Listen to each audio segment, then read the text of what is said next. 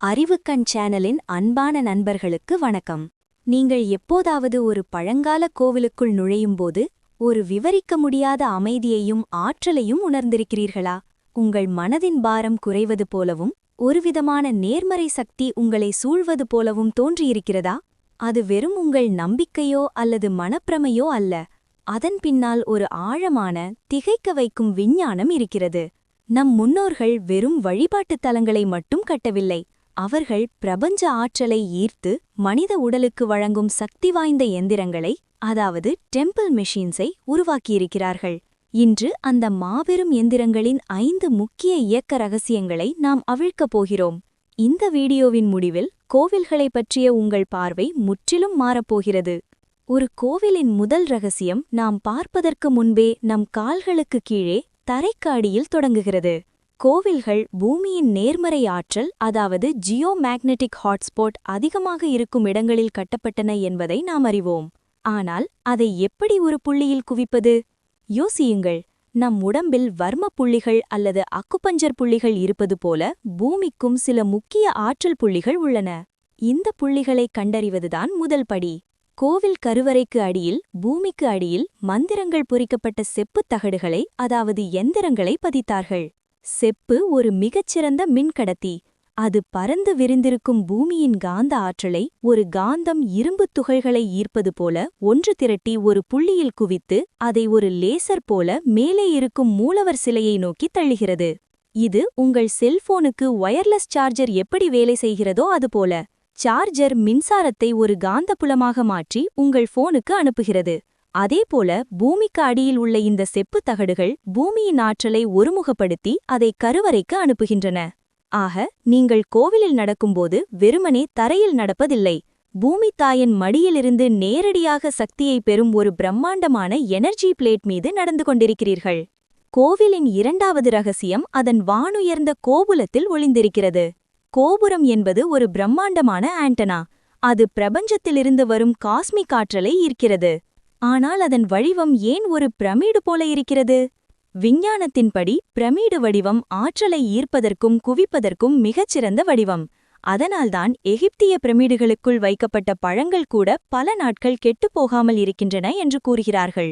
கோபுரத்தின் கூரான முனை பிரபஞ்ச ஆற்றலை ஒரு லென்ஸ் போல ஈர்க்கிறது. பிறகு கீழே வரவர அகலமாகும் அதன் அமைப்பு அந்த ஆற்றலை ஒரு புனல் போல சிதறாமல் தனக்குள் சேமித்து கீழ்நோக்கி கொண்டு வருகிறது. மேலும் கோபுரத்தின் உச்சியிலுள்ள கலசமும் அதனுள் இருக்கும் நவதானியங்களும் ஒரு பயோ எலக்ட்ரிக் கருவியாக செயல்பட்டு இந்த ஆற்றலை ஒழுங்குபடுத்துகின்றன.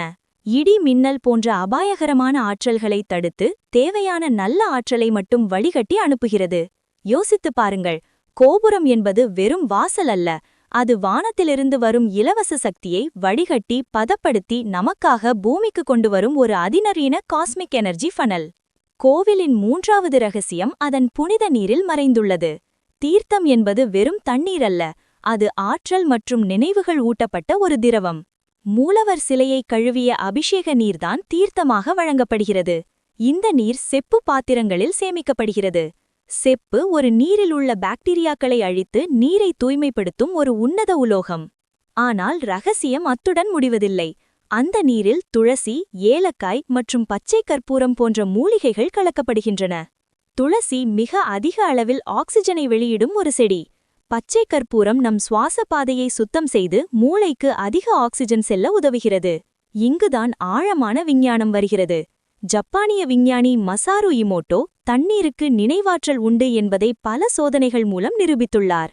நல்ல வார்த்தைகள், இசை, மந்திரங்கள் கேட்கும்போது நீரின் மூலக்கூறுகள் அழகான வடிவத்தை பெறுவதையும், தீய வார்த்தைகள் கேட்கும்போது அசிங்கமான வடிவத்தை பெறுவதையும் அவர் படம் பிடித்து காட்டியுள்ளார். இப்போது யோசியுங்கள். மூலவர் சிலையின் மீது பட்டு வேத மந்திரங்களையும் மணியோசையையும் கேட்டு வரும்போது அந்த நீர் அந்த தெய்வீக அதிர்வுகளின் நினைவுகளை தன்னுள் பதிவு செய்து கொள்கிறது.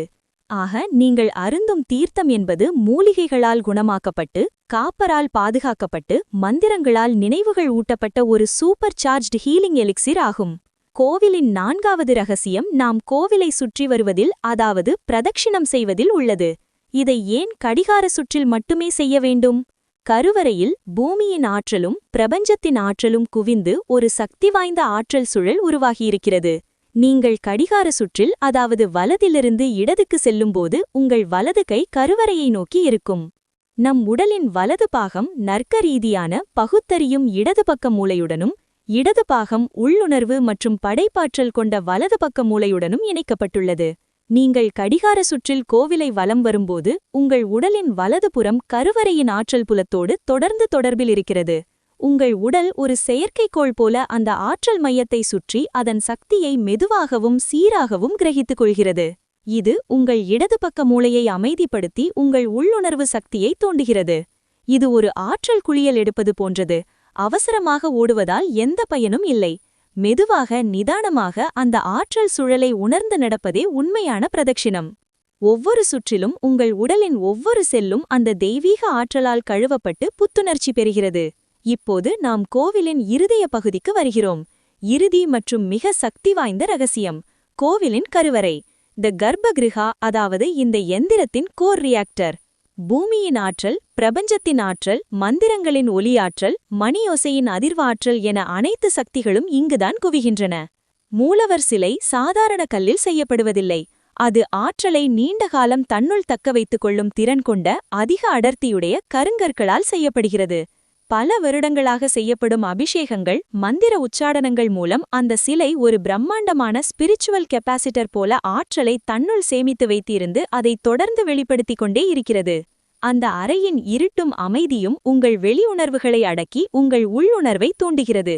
இந்த நிலையில் மணியோசையும் மந்திர ஒலியும் உருவாக்கும் அதிர்வுகள் உங்கள் மூளை அலைகளை ஆல்ஃபா நிலைக்கு கொண்டு செல்கிறது. ஆல்ஃபா நிலை என்பது தியானத்தில் ஏற்படும் ஆழ்ந்த அமைதியும் விழிப்புணர்வின் நிலைதான். இந்த நிலையில் உங்கள் மனம் கடந்த காலத்தையும் எதிர்காலத்தையும் விட்டு நிகழ்காலத்தில் நிலை பெறுகிறது.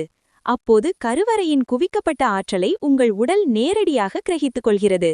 இதுவே அந்த வார்த்தைகளால் விவரிக்க முடியாத ஆழ்ந்த தெய்வீக அனுபவத்தின் முழுமையான விஞ்ஞானம். ஆக, அடுத்த முறை நீங்கள் ஒரு கோவிலுக்கு செல்லும்போது அதை வெறும் கல் கட்டிடமாக பார்க்காதீர்கள். அது பூமியின் சக்தியையும் பிரபஞ்சத்தின் ஆற்றலையும் பயன்படுத்தி உங்கள் உடல், மனம் மற்றும் ஆன்மாவை புத்துணர்ச்சி பெற செய்ய மிக துல்லியமாக வடிவமைக்கப்பட்ட ஒரு அதிநவீன உயிரியல் ஆற்றல் மையம் என்பதை நினைவில் கொள்ளுங்கள். இந்த ரகசியங்களை அறிந்த பிறகு கோவில்களைப் பற்றிய உங்கள் பார்வை நிச்சயமாக மாறியிருக்கும் என்று நம்புகிறோம். அறிவுக்கண் சேனலில் இணைந்ததற்கு மிக்க நன்றி. இந்த வீடியோ உங்களுக்கு பிடித்திருந்தால் மறக்காமல் லைக் செய்யுங்கள். உங்கள் நண்பர்களுக்கும் உங்கள் குடும்பத்தினருக்கும் ஷேர் செய்யுங்கள். முக்கியமாக இது போன்ற பல அறிவியல் மற்றும் ஆன்மீக ரகசியங்களை தெரிந்து கொள்ள எங்கள் சேனலுக்கு சப்ஸ்கிரைப் செய்யுங்கள். கோவில்களைப் பற்றி வேறு என்ன ரகசியங்களை நீங்கள் அறிய விரும்புகிறீர்கள்? கீழே கமெண்ட்டுகளில் சொல்லுங்கள். அடுத்த வீடியோவில் சந்திப்போம்.